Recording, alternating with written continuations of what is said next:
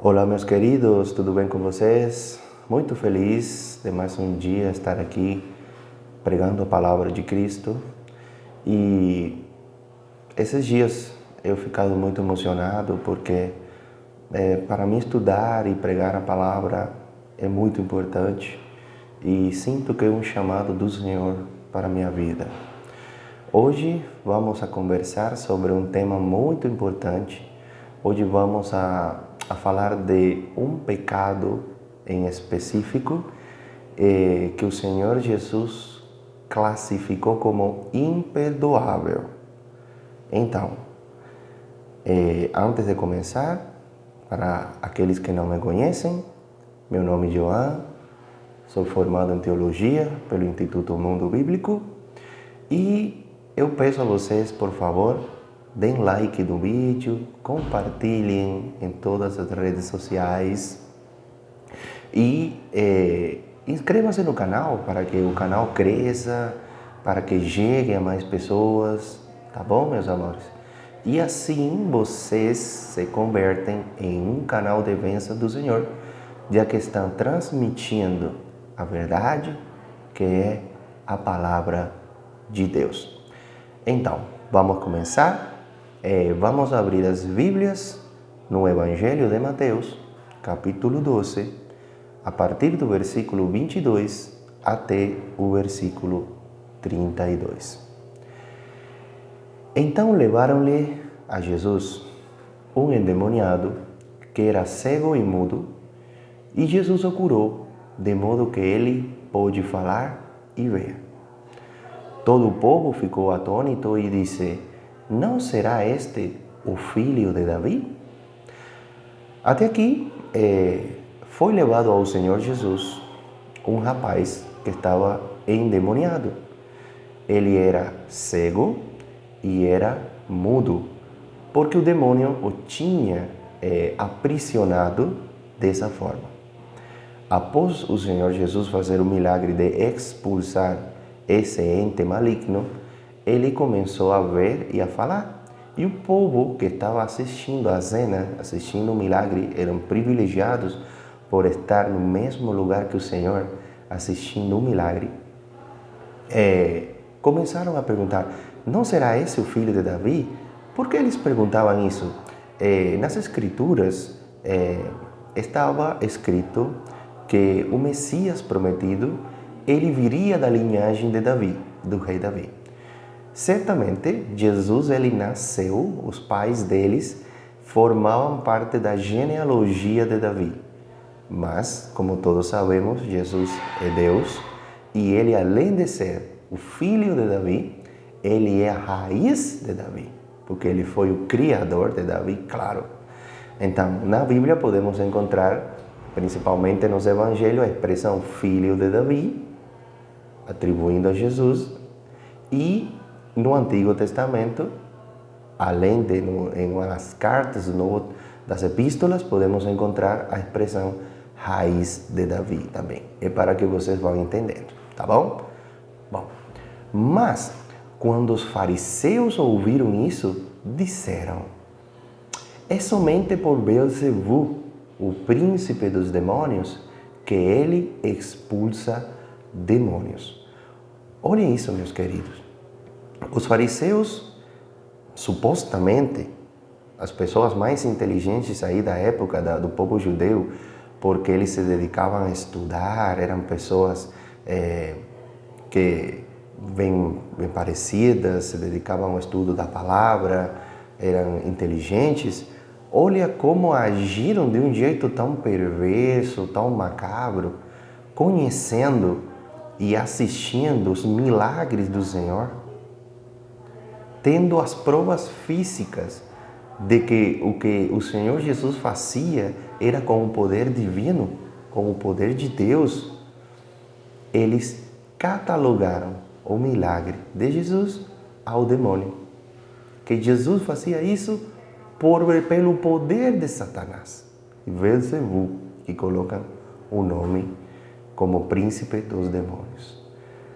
Isso vai ter consequências. E o Senhor Jesus começa a falar assim: Jesus, conhecendo os pensamentos, disse-lhes: todo reino dividido contra si mesmo será arruinado, e toda cidade ou casa dividida contra si mesma não subsistirá. Por que o Senhor fala isto? Demonstrando para eles que quando uma família, quando um reino, quando uma casa está dividida, ela não subsiste, porque se existem brigas e contendas entre elas, a desunião cria a derrota.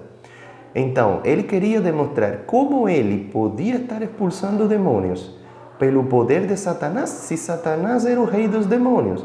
Então, o reino de Satanás não ia prosperar, porque se lutava contra ele mesmo, a coisa estava feia, hein?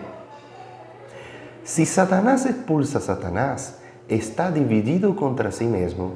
Como então subsistirá seu reino?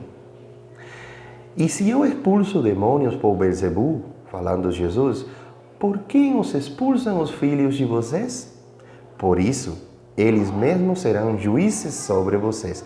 Aqui o Senhor começa a fazer aparentemente uma profecia de como os filhos dos fariseus, posteriormente convertidos e unidos no cristianismo, na fé no nosso Senhor Jesus, expulsariam demônios no nome dele.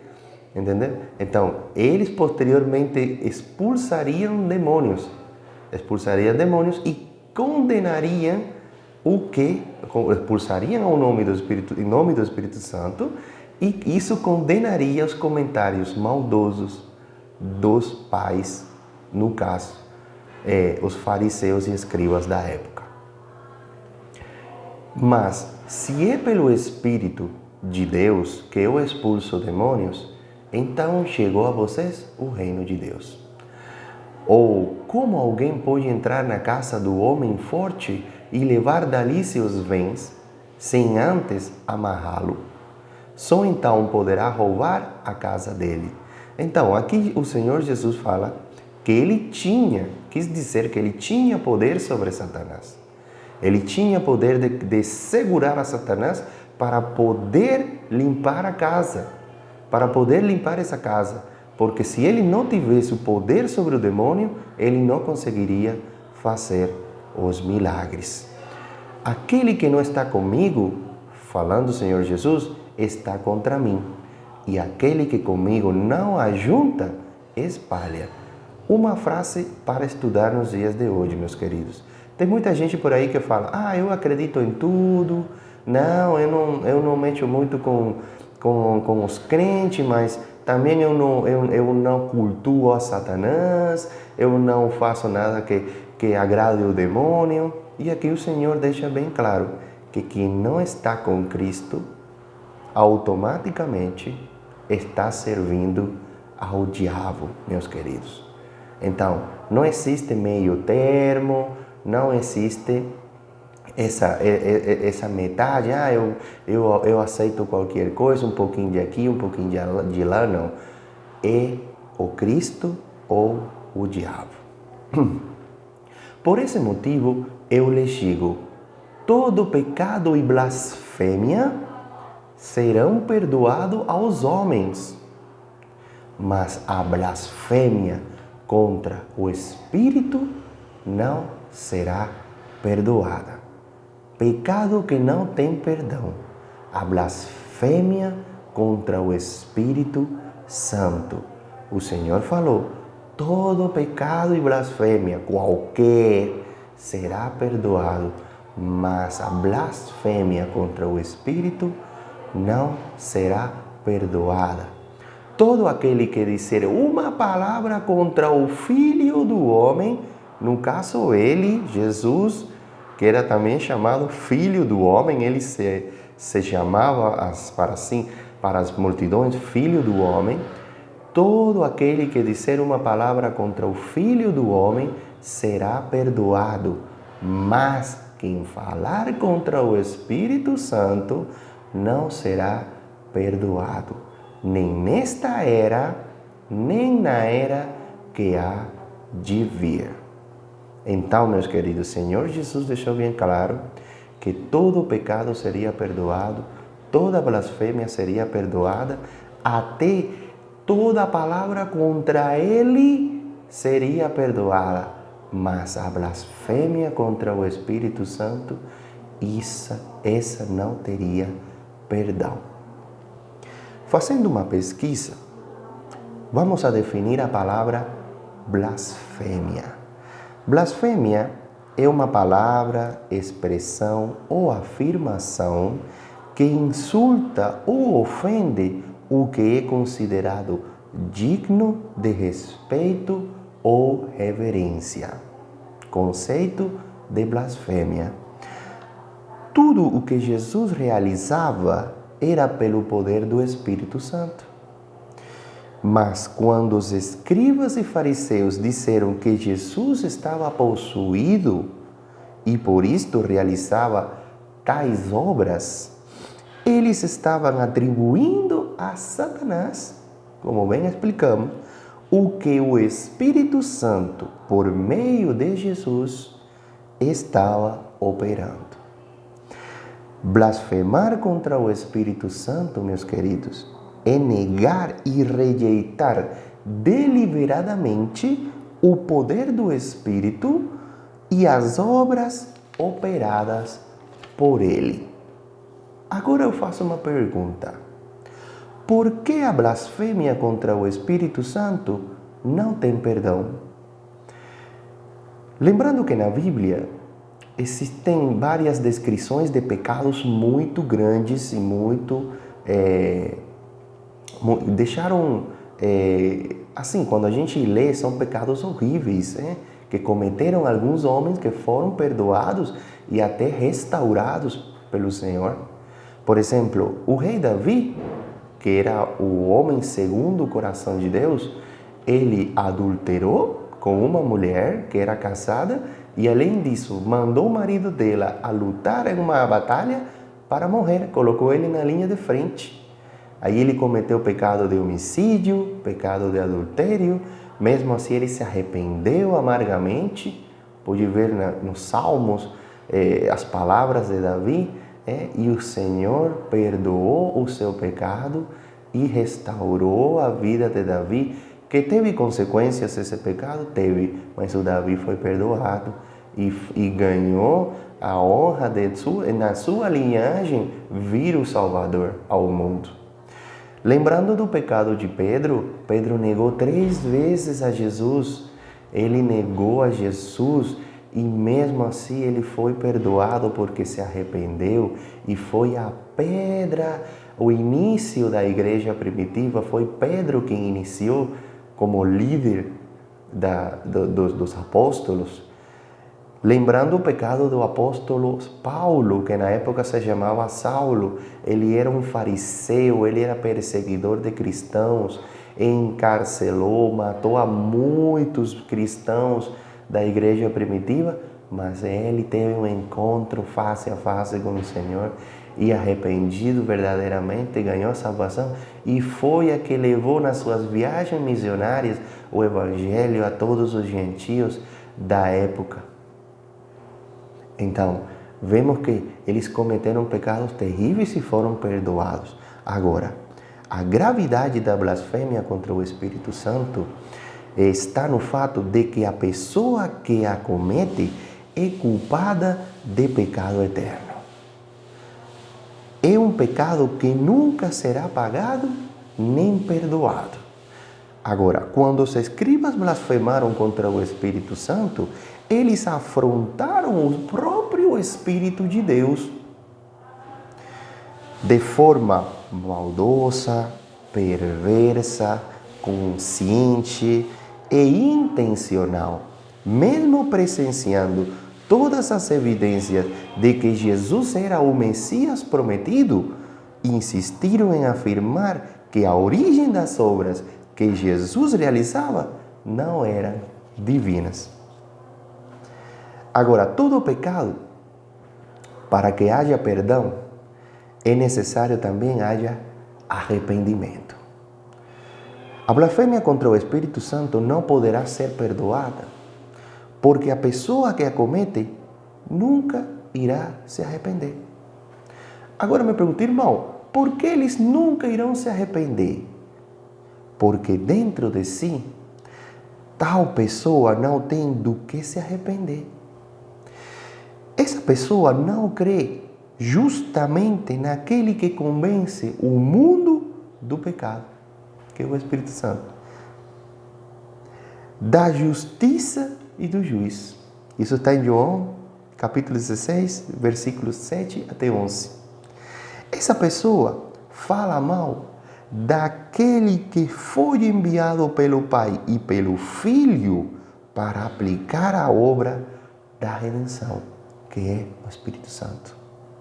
O blasfemo afronta e se levanta contra a divindade daquele que selou o penhor da salvação.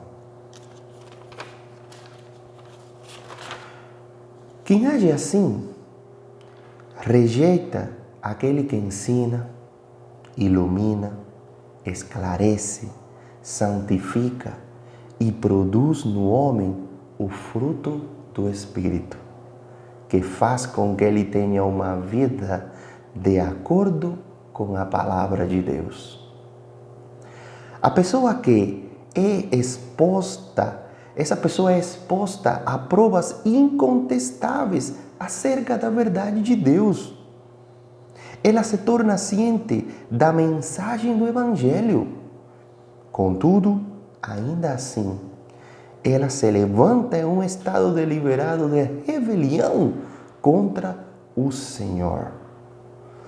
Por alcançar esse estágio tão agudo de incredulidade e endurecimento, passa a ser impossível que a pessoa que blasfema contra o Espírito Santo